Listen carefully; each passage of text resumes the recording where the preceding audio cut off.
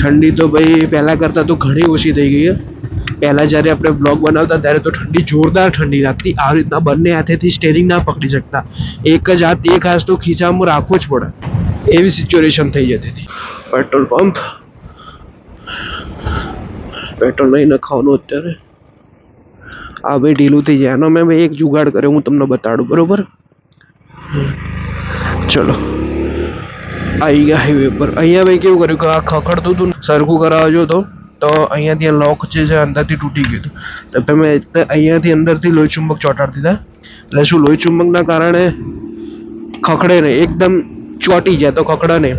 એટલે એક એ દેશી જુગાડ આપણે અપનાવી દીધો. બરોબર, રોડ એકદમ હાઈવે એકદમ ખાલી છે, તો ચલાવવાની મજા પણ આવશે.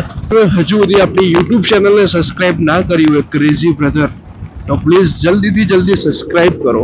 આવા આપણા ગુજરાતી મોટો બ્લોગ જોવા માટે આપણી કોલેજની અંદર જે ભાઈ ભગવતી ઇન્ટરનેશનલ સ્કૂલ છે ને, એની અંદર કંઈક કોમ્પ્યુટર્સની ચોરી થઈ હતી. ઘણા બધા કોમ્પ્યુટર્સ, એટલે મેં કોમ્પ્યુટર્સ કીધું.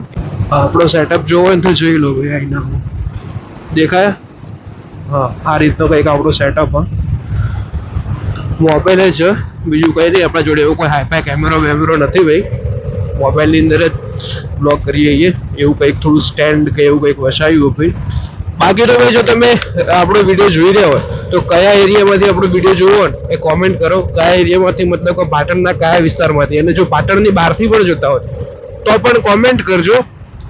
અને આપણી યુટ્યુબ ચેનલને સબસ્ક્રાઇબ ના કરી હોય ક્રેઝી બ્રધર, તો સબસ્ક્રાઇબ કરી નાખજો.